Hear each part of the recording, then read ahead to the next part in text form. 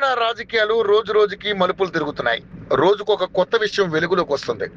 ఇదే నేపథ్యంలో phone tapping కేసుపై తెలంగాణ పోలీసులు సీరియస్ గా దృష్టి పెట్టారు. అమెరికాలో ఉన్న నిందితులను ఎలాగైనా ఇండియాకు రప్పించేందుకు తీవ్ర ప్రయత్నాలు చేస్తున్నారు. అయినా నిందితులు ఏదో ఒక రూపంలో తప్పించుకుంటున్నారు. ఈ క్రమంలో సరికొత్త అస్త్రాన్ని ప్రయోగించారు పోలీసులు.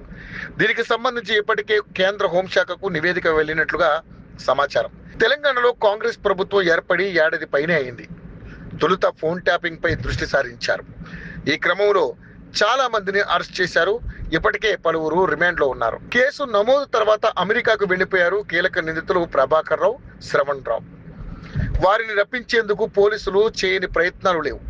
ఎప్పటికప్పుడు తిప్పి కొడుతూ వస్తున్నారు నిందితులు.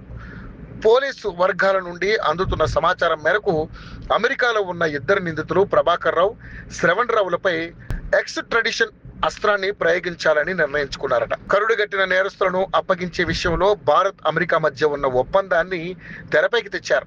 ఈ క్రమంలో సిఐడి ద్వారా కేంద్ర హోంశాఖకు నివేదిక సైతం ఇచ్చినట్లుగా తెలుస్తోంది. అక్కడి నుంచి విదేశాంగ శాఖ ద్వారా అమెరికాకు నివేదిక వెళ్లాల్సి ఉంది.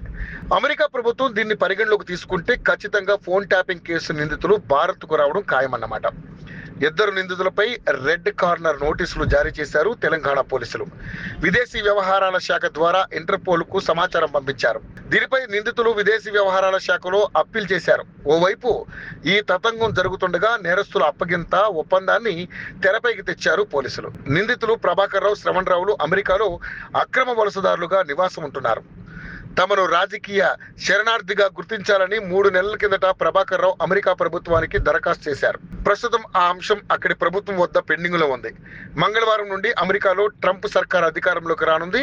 ఈ నేపథ్యంలో నిందితులు అప్పగింత సునాయాసమవుతుందని ఆలోచన చేస్తున్నారు పోలీసులు. ఈ వ్యవహారం వీలైనంత త్వరగా జరిగితే నిందితులు చిక్కడం ఖాయమని అంటున్నారు. వాళ్ళు వస్తే తెర వెనుక సూత్రధారులు ఎవరన్నది తేలిపోతుంది. ఆపై కేసుకు ఓ ముగింపు రానుంది.